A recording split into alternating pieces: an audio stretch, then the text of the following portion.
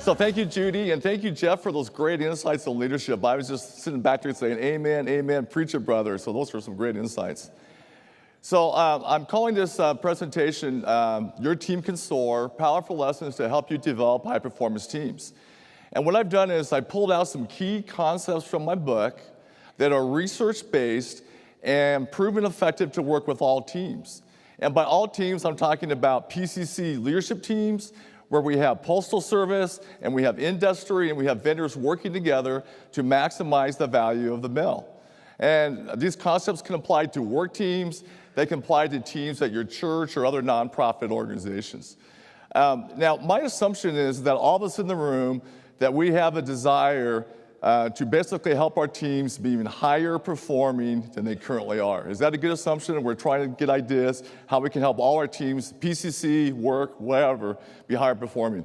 And a question for you, can it sometimes be stressful when you're intentionally trying to develop higher performing teams? Can that kind of stress you out? I think it can, right? And so to illustrate this, I'm gonna show a before and after picture of me. The before picture is how I looked before I tried to intentionally develop high-performing teams. And then the after picture is how I look after I've been trying to develop high-performance teams. You ready for the pictures? So here's the first one. Handsome-looking guy there. I've been told I look a lot like Gary Busey. I don't know, maybe I do. But here's how I look after I try to develop high-performing teams. I think some of you guys can relate to this. So let's jump in. And I'm going to share some really important research with you. The Soar Consulting Group, they did this 5-year research project where they analyzed 237 organizations, and they got input from 2.5 million people. Now, is that a big research project or what, right? And they had two major objectives they were aiming for. Number one is they wanted to identify who are the highest performing teams across these 237 organizations. And then secondly, what is the common characteristics of those high performing teams? So what's their secret sauce? What makes them successful? And they landed on what they call these 3 key needs. So these are 3 key factors. So high performance teams are characterized by these 3 areas.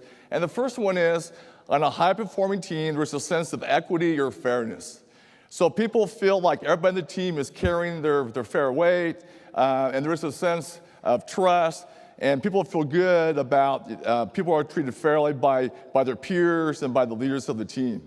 And when you drill down deeper in the research, part of that is people feel comfortable with their physical work environment, and then with the work team, people feel that the economic compensation across team members is fair. And they feel there's a real sense of equity and respect that goes across the team. So that's a key component, number one. Second key component is on high-performance teams, there's a strong sense of achievement.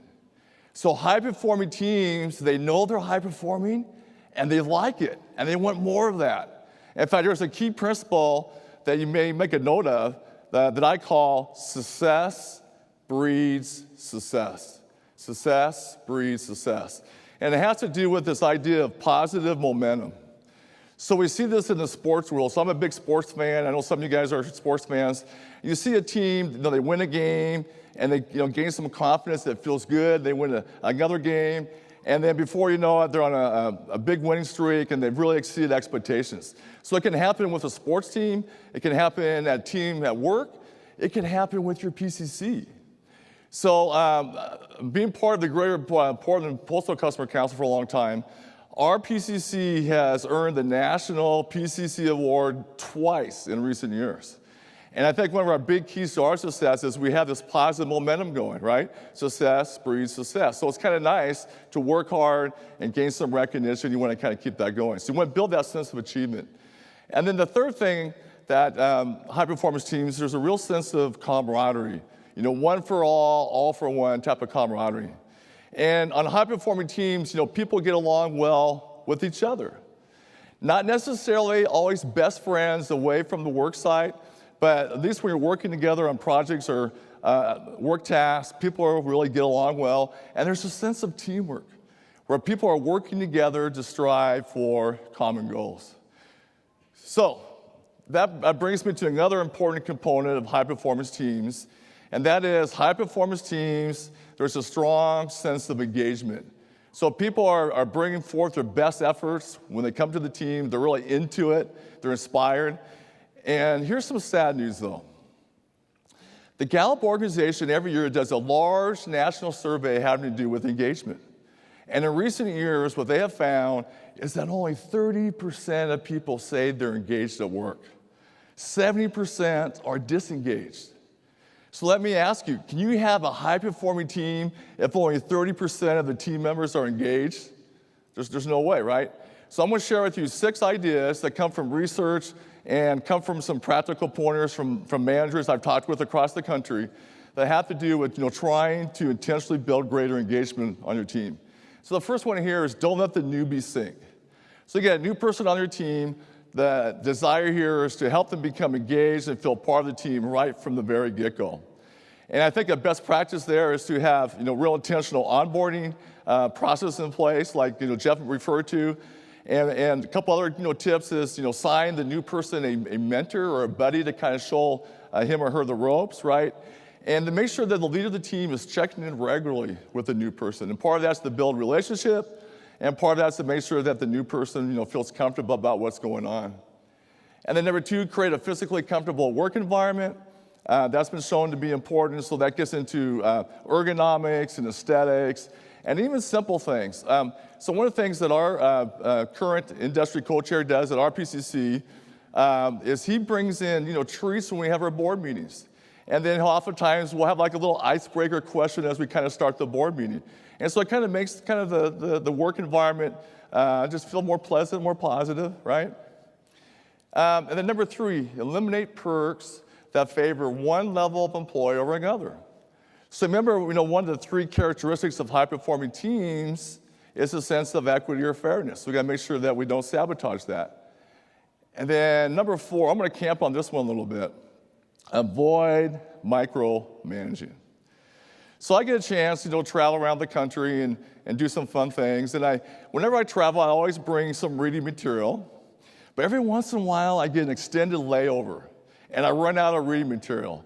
So one time this happened to me, and so I went to the bookstore at the airport, and I saw this book called 30 Reasons Why I Hate My Boss. Okay, and I said, okay.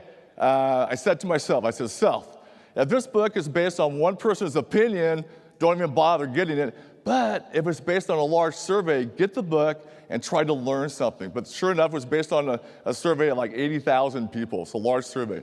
So I got the book and I kind of analyzed it. And at the top of this that drives people crazy is being micromanaged. Do you guys agree with that? I think we all hate being micromanaged. And as I read the book, I reflected back on a personal story that I had. So I had the privilege of being a supervisor at the age of 23. I just been out of college for a few months. I kind of lucked out. I got to be a supervisor, and to be honest, I didn't know anything about leadership and management at age 23, but I was learning. And I was taking MBA classes. And so I had this one employee that basically, I'll call her Linda. She put in her resignation. She was going to leave the company. So I remember one of my instructors saying, hey, if someone leaves your company, make sure you do an exit interview. So I didn't know what I was doing, but I thought, I'm going to try it. So the next day, I met with Linda. And I said, Linda, I just have one question for you. Why are you leaving the company? And she looks me in the eye. She goes, well, Wes, I'm going to tell you. I'm leaving the company because I feel like I've been treated like a child. I'm going to go to a company that's going to treat me like an adult. Now, at age 23, I didn't really get that, but now, later on, I get it. You guys get that as well, right? So people don't like being micromanaged. And then number 5, spilling the beans. The importance of communication. And in fact, here's the deal. If you're in a leadership role, and if we don't communicate well, both the positive things and the negative things that are going on, there's a vacuum created. And that vacuum gets filled by something we might call the rumor mill or grapevine. Now, is the grapevine primarily positive or negative? You tell me, negative, right? And so that's going to really hurt the whole morale of the team if you don't communicate, so we need to communicate well. And the last thing, research has shown this, observing basic courtesies. Having pleasant greetings in the morning or on the way out, smiling, thank you, please. Those little things, they make a difference, right? Because it shows that we care about people and that we're human. Then we get to this key topic of trying to motivate people. So the American Management Association, they did a research project, and they were trying to find what are the key things that motivate people. And they landed on the fact that there's like these 7 key things, and then they found that 99% of us are primarily motivated by one of the things on this list here. And so my goal when I'm involved with leading any kind of team is I want to kind of get to know the people on the team and figure out what's the main thing that's really motivating or driving them. And then I want to kind of speak their language. So as we go through the list, you can identify for yourself which one of these is probably your biggest motivator. So for instance, start off with a need for achievement. There are some of us that just have an extraordinary need to basically get things accomplished, to set and reach goals, right? And I have a litmus test for you that will help you determine if you fall under this first category. Okay, so here it goes. How many of you guys use to-do lists, either hard copy or electronic, to help run your lives? Raise your hands high. How many people use to-do lists? Okay, quite a few of us. Now, how many of you will sometimes write something down, a task that you just completed, so you have the pleasure of crossing off the list? Hold your hand high. My hand's up, okay? We are the high achievers, okay? For some of us, that's what drives us. And so if you have a high achiever in the team, just emphasize, here's the goals, here's how we're reaching the goals, and that will motivate some of us. Now, some people have a strong desire for power, control, or influence. And those are the folks that you want to maybe have lead special projects or write the procedures manual or give them opportunity to express themselves in that way. Some people have a strong need for affiliation. They want everybody to get along, right? And it's really nice to have at least one person on your team that has that strong need because that's the person that can head up all your team building exercises, correct? A need for autonomy. And so the teams that I've managed, I have a lot of introverted people that just kind of like to, sit there and do their jobs and do it well. They don't want to be overly interfered with. And is there anything wrong with that? I appreciate it. Those are kind of the backbone of a lot of the teams I have managed, that people are just focused on doing their jobs, doing it well. And so some people, you just have to respect that, don't you? And then the need for esteem. Some people have a need for extra amounts of positive strokes, the atta-girls and atta-boys. And so when you identify somebody like that, you just have to make sure you do those texts, those emails, those verbal thank yous, and that will help motivate them. And then the need for safety and security. Now, my guess is that pretty much everybody in this room, we're glass half full people.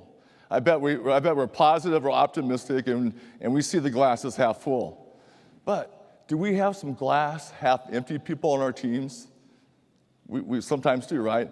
So some people just need some encouragement or some hope that the world isn't falling apart, that things will get better. In fact, I love this quote from Napoleon. Napoleon said that great leaders are dealers in hope. Great leaders are dealers in hope. So there you go. And then the last thing here, need for equity, for fairness. And it's really nice to have at least one person on your team that has a really strong moral compass that can keep us honest to make sure that we're treating everybody equally and fairly. So the whole idea here is identify for the members of your team what's the main driver for them, and like I said, speak their language.